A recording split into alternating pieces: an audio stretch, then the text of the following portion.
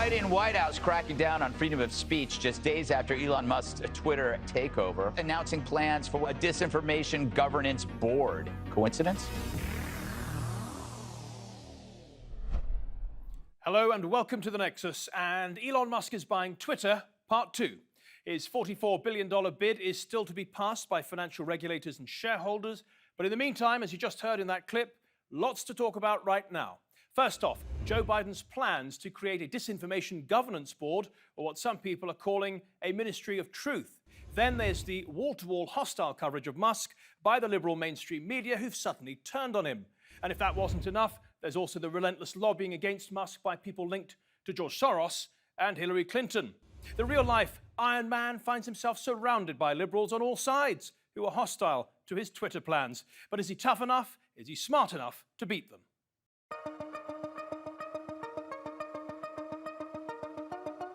Elon Musk has proven himself as an extraordinary innovator, masterful in physics, engineering with cars, rockets, and tunnels. But we have little evidence of his mastery of the social sciences.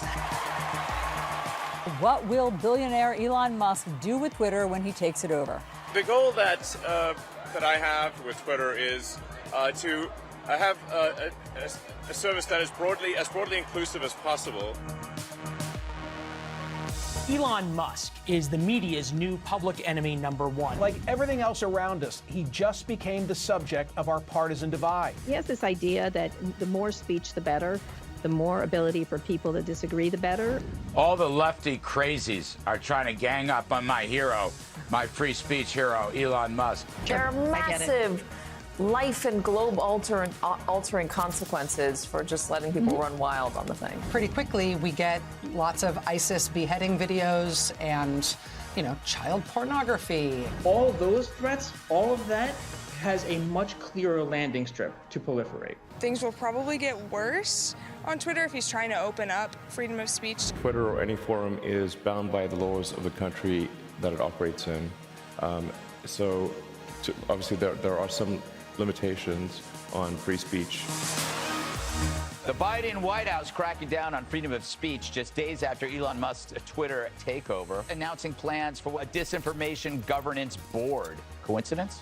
It's basically a ministry of truth. I think what they're really afraid of with Elon Musk is he's going to peel back and expose what was going on with the shadow banning, about how they manipulated the social media to be for their team on the Democratic side of the aisle and against conservatives.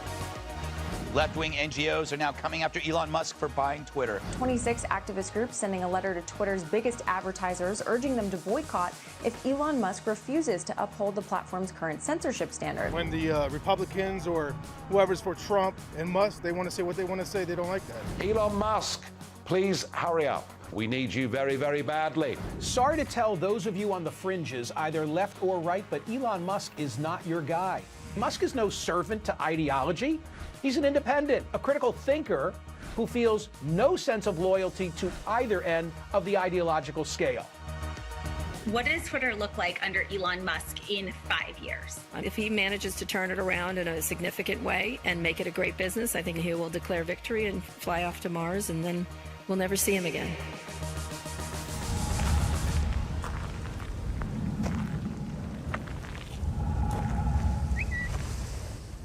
Well, a number of points raised in that report. Let's start with a look at Joe Biden's so-called Ministry of Truth. It's actually called the Disinformation Governance Board, and it was announced in Congress by the head of the Department of Homeland Security, Alejandro Mayorkas. We have just established a Mis- and Disinformation Governance Board. We are addressing all aspects of election security, given, of course, the midterm elections that are upon us, and the fundamental integrity of our democratic processes that is at stake. Well, the board will be led by Nina Jankowicz, who some Republicans fear is biased against conservatives, especially as she dismissed the Hunter Biden laptop story as a Trump campaign product right after it came out in the New York Post. The paper's story was all about how Hunter's laptop had been found and it contained emails that might damage Joe Biden's chances on election night, then just 3 weeks away. But it was censored on Twitter and dismissed by the mainstream media on the basis it might not be true. However, just recently, the New York Times and Washington Post confirmed the emails found on the laptop were genuine. Angry Republican senators questioned the head of Homeland Security about why he chose Nina Jankowicz. She has, for starters, consistently misinformed the public about the Hunter Biden laptop story and spread the lie that it was Russian propaganda. She has used social media and the public to launder propaganda herself. Were you aware of this information when you chose her, everything I've just shown you? I was not. How could you not be? Did you do any research on her? Senator, I will not discuss the internal workings of the hiring process. The second issue we're looking at today is the intense lobbying against Musk's Twitter bid. 26 NGOs and pressure groups signed an open letter last week calling on businesses to stop advertising on Twitter because they say Elon Musk's takeover of Twitter will further toxify our information ecosystem and be a direct threat to public safety, especially among those already most vulnerable and marginalized. Musk responded by tweeting, "Who funds these organizations that want to control your access to information? Let's investigate." Well, Britain's Daily Mail newspaper took up the challenge and found that some of the organizations were funded by George Soros's Open Society Foundation and that some of the NGOs were founded by former employees of Hillary Clinton and Barack Obama. Well, it's clear that liberals are rallying against Musk's Twitter bid, but why? All he said is that Twitter's rules should more closely follow the First Amendment, which protects free speech in America. And a good sign as to whether there is free speech is someone you don't like allowed to say something you don't like. And if that is the case, then we have free speech. And it's damn annoying when someone you don't like says something you don't like. That is a sign of a healthy, functioning free speech situation. As for his politics, well, the mainstream media are trying to run him down as right-wing, but in fact, he's always described himself as a centrist. Here he is in 2011. I'm sort of moderate, sort of half Republican, half Democrat, if you will, but I'm somewhere in the middle. I guess I'm sort of socially liberal and fiscally conservative, which I think a lot of the country is, actually. Yeah. And here he is, just before the election in 2016, expressing his doubts about the then candidate, Donald Trump. I feel a bit stronger that probably he's not the right guy. He just doesn't seem. He doesn't seem to have the sort of character that reflects well on the United States. And in 2018, he tweeted, "To be clear, I am not a conservative. I am a registered independent and politically moderate. Doesn't mean I'm moderate about all issues. Humanitarian issues are extremely important to me, and I don't understand why they are not important to everyone." And his political donations over the years pretty much bear him out, giving to both Republican and Democrat politicians in pretty much equal measure over the past 2 decades. Okay, we're going to bring in our guest in just a moment, but first, let's hear a bit more from Nina Jankowicz, the woman who will be heading Biden's new disinformation board. Here she is explaining why disinformation's such a problem for America. Laundering is really quite ferocious. It's when a huckster takes some lies and makes them sound precocious by saying them in Congress or a mainstream outlet. So disinformation's origins are slightly less atrocious. It's how you hide a little lie. It's how you hide a little lie. It's how you hide a little lie. When Rudy Giuliani shared bad intel from Ukraine, or when TikTok influencers say COVID can cause pain, they're laundering disinfo when we really should take note and not support their lies with our wallet, voice, or vote. Oh, information laundering is really quite ferocious. It's when a huckster takes some lies and makes them sound precocious. And on that note, let's bring in our guests. Matt Tito is a Republican political strategist who's very concerned by what he calls Biden's Ministry of Truth. So is our second guest, Niam Yaraghi, an Iranian-American who worries the board has echoes of what he experienced in Iran. And on the flip side, we have Petros Terzis, an expert on internet governance. And finally, Professor Filippo Menza, who says that, if anything, Twitter favors conservatives over liberals. Okay, Matt Tito, I'd like to start with you. We've just heard Jankowicz's interpretation of a Mary Poppins classic. That aside, what is it about her and the board that concerns you so much? Well, thanks for having me on the show, Matthew. I appreciate it. I mean, listen, when you have somebody like the person who we just played in charge of the disinformation campaign for the government, which is somebody who is extremely biased in their own right, somebody who has very left-leaning, liberal, supportive policies, you're right off the bat alienating 50% of the country here in the United States, and that's a problem. And so what Twitter really needs to be is kind of the de facto town square, where people come, they give their ideas, it's open forum, it's political debate, and we don't have, especially in the United States, we cannot have this disinformation campaign or organization run by the government, which has less than a 20% approval rating, the government. So how can the government be in charge of the information source when nobody trusts the government? The stated aim of the board is to tackle disinformation by people smugglers about immigration, and also to tackle disinformation by Russia and to protect the election process going forward. Do you think, well, how would you tackle that if not a disinformation governance board?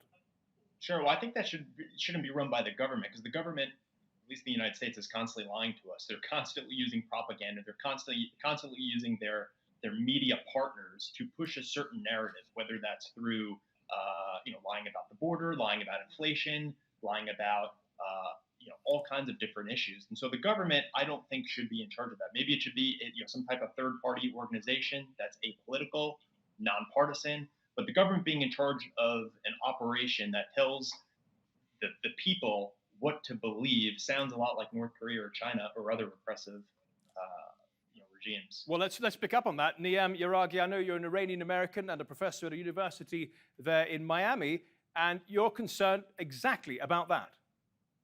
Yeah, and I would go even one step further, and I would say that it doesn't matter who runs it, whether an independent Republican or Democrat, that office should not exist. The best way to combat misinformation is to provide the truth. The best disinfectant is sunshine, and government already has enough resources, namely this White House secretary, to talk about their positions and to counter anything that they deem to be misinformation. So that office should not exist. And I would like to, caution my friends on the other side that be careful what you're creating, because next time we are going to be able to use the same tools that you've created against you. Somebody was joking that, next time a Republican president comes into office, they should appoint Alex Jones as the head of that misinformation agency. And it's a joke, but it could also happen. So be careful what you're creating. You've said in the past that it has echoes of what you've experienced in Iran. In what way? Not only in Iran, but in any other authoritarian government, when they want to silence people, they are going to label their speech either misinformation or hate speech. Even in North Korea, nobody is going to prosecute you if you say something that the government deems to be correct and truthful. If you go in Iran and say, I love the supreme leader, nobody is going to prosecute you. But as soon as you criticize him, then the very first thing that they do is that they label what you said as either hate speech or misinformation, and then they have put laws in the books against hate speech and misinformation, and that is how they get you. Petros Terzis, I'll just switch it over to Petros Terzis for a moment. You've heard their concerns. Is this a bad idea? Well, I don't think that disinformation is a problem that can be tackled with governance mechanism imposed by specific institutions or by social media platforms like Twitter or the newly created Truth, something like that, by Donald Trump, because disinformation is not a technological problem or a governance problem. Disinformation is a problem that is generated by conflicts of power, by geopolitical tensions that were there long before the newly established DGB, the Disinformation Governance Board, which ironically has a very peculiar abbreviation that rings some bells. It sounds a bit like the KGB, you mean? Yeah, absolutely. I mean, it's ironic and it's a sort of a joke, but it's how it sounds. And so what we need to remind ourselves when discussing the DGB is that it touches upon issues of geopolitical tensions and power and conflicts of power among and between sovereign states and nations. And of course, technology, social media have played a role in delivering campaigns of disinformation. However, the pivotal role was on nations' interests. So we do not create a ministry of truth. We do not create the absolute truth to which people will abide. I sense that the DGB is a strategy to combat disinformation strategies, mostly and particularly for national interests. Filippo Menza, you said it might be a reasonable idea, but you're concerned and there are risks that it could go political. What do you mean? I agree with what some others have said. We don't need a ministry of truth. We don't need the government to tell us what's true and what's false. However, it is a fact that social media platforms are abused and manipulated by bad actors, including foreign state actors, who have attacked our democracy, who have tried to undermine our elections, and also who spread disinformation that can be harmful, including harmful to our health. So there could be a role for government to help citizens understand when platforms are being manipulated in this kind of way. You could see why some people would have a problem with the US government, or any government for that matter, being the arbiter of truth, because, well, people say that the US government is one of the biggest disseminators of misinformation out there. I mean, it's part of the sort of survival process, isn't it? I mean, a few cases, George W. Bush on WMDs in Iraq, Bill Clinton lying about his affair, a whole raft of misinformation around the Vietnam War. I mean, you could see why they'd be skeptical about the government being the arbiter of truth, right? I agree. I don't think that the government should be the arbiter of truth at all. What's the solution then? But I think that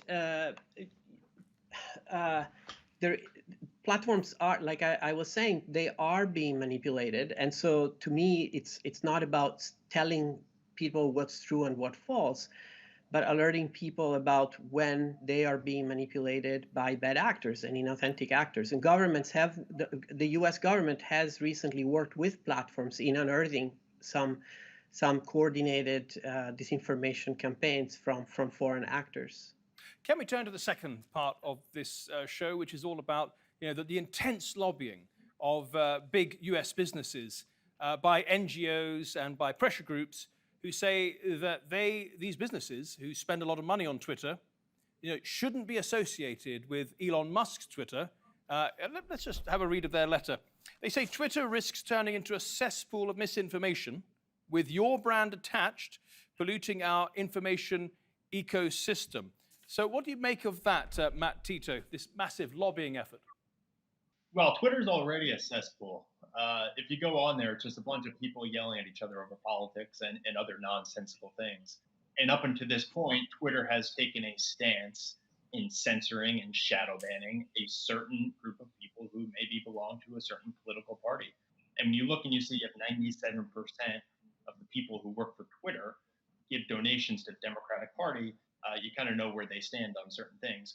So to say that Elon Musk is all of a sudden going to make Twitter more of a cesspool is kind of comical when they say that. What they're really afraid of is they're afraid of Donald Trump and others coming back to Twitter and using his megaphone, which Twitter allows him to use, to spread his message and spread the things he wants to talk about. And in the past 24 hours or so, I think Elon Musk has said that he thinks the ban of Donald Trump was morally wrong. Yes, I'd like to come to you, Filippo. You're obviously very much against that point there by Matt Tito. Go ahead. Yeah, I strongly disagree with what Matt said. This allegation of anti-conservative bias by social media platforms, including Twitter, have been made for a long time, for years, and they're mostly based on anecdotal evidence. Unfortunately, platforms are not always consistent about how they enforce their policy, so people can find examples to support one view or the other. However, when we and other scholars have looked at the data and have done large empirical studies and experiments, there hasn't been any support for these claims about anti-conservative bias. People may feel that way, but people are, of course, themselves biased. But if you look at the data, if anything, we have found that because of how the platform works, its mechanisms and its users, as well as work by Twitter scientists who have shown the effect of their own ranking algorithms, we see that conservative voices tend to be amplified more than liberal voices. So Matt, that would undermine the data just presented, or summarized, would undermine Musk's entire premise for buying the platform. Yeah, so what I would say is, unless you're working for Twitter, you understand their algorithms and exactly what they do behind the scenes, then you don't know, and the data is not true or real. And the only data that you're privy to is what they give you. And so what I really like about Elon Musk, and what I really respect about him, is that he says when he gets in there, he's going to make everything transparent. It's going to be open source technology. He's going to let everybody know how the algorithms work. Filippo? And you're going to actually see what's been going on behind the curtain over there at Twitter. Well, if I may, sorry, first of all, Twitter scientists have published studies in peer-reviewed articles that have shown that their own algorithm tends to generally amplify, in multiple countries, tend to amplify conservative speech more. Further, Twitter so far has been pretty open with researchers in terms of making public data available, and we've studied that data at large. And we've done experiments, not with bias of experimenters, but looking at the data in an unbiased way. And we have found that, in fact, there is a drift towards conservative opinions and conservative leanings. Look, I just want to ask about the lobbyists. I just want to add something here. Yeah, go ahead. Go ahead. I'm a researcher myself, and we should not take these peer-reviewed studies as, the 10 Commandments. They can be wrong as well. And I do agree that we tend to be biased toward the anecdotal evidence that we see. However, data is a combination of a bunch of anecdotal evidence. And what we have seen is that Twitter is very harsh on censoring conservatives. They banned the sitting president of the United States of America, among many other Republicans, and I haven't seen the same thing happening for Democrats. Let's get to the final question, guys. Look, Musk has made the front pages today by vowing to reverse Twitter's morally wrong ban on Trump. Let me ask you, Petros Terzis, first, what do you make of that as someone who's an expert in internet governance? Well, there are two aspects on this problematic statement. Number one is the problem of the monopoly of power, irrespective of who Elon Musk is or what his beliefs are. Allowing one person to have so much power over the control of speech on a very important platform for public debate is hugely problematic. So number two, though, there's another problem related to principles. So Elon Musk has a very simplistic and naive understanding of what the right to freedom of speech and the right to freedom of expression actually entails. And to the extent that he has some understanding, this understanding is hugely influenced by U.S. culture of First Amendment. Now, this might sound disturbing to some of the panelists in this, but in this discussion. But freedom of expression is not an absolute right. And in the European Union and in the UK and elsewhere in the world, we have limitations on the right to freedom of expression. So the question I'm trying to pose is, why should people that reside elsewhere from the United States be having their speech regulated based on rules and principles fashioned on a very specific region of the planet? That's the question, not just for law and policy, let alone for a U.S. interpreter like Elon Musk. Petros, you say he has a naive understanding. I guess you're looking at it from a distance, as we all are. What he said is basically that it should mirror the laws of the land, the First Amendment. What's wrong with that? Well, this is a very, very easy way out of the problem of regulating speech. So Elon Musk reassures himself on the security of the law. If the law recognizes something as illegal, then content related to these activities shall not be uploaded on Twitter, and people who do so may permanently or temporarily be banned. But ask yourself how this will play out with authoritarian regimes or with jurisdictions that want to outlaw not just illegal speech online, but also legal but harmful, which is the direction that the Digital Services Act in the EU and the Online Safety Harm Bill in the UK lean towards. How Musk will respond to that. We saw him shaking hands with the European Commissioner uploading the DSA, whereas in fact the DSA and the principles enacted through it contradict the very meaning of the of Musk's understanding of freedom of speech. Okay, Petros Terzis, that's all we have time for. And to all our other guests, thank you all very much for your contributions to the Nexus today. And thank you at home and on your phones for watching. Remember, if you want to see this episode or any of our previous episodes, do go to our channel on YouTube. Just type in Nexus TRT World. Till next week then, goodbye.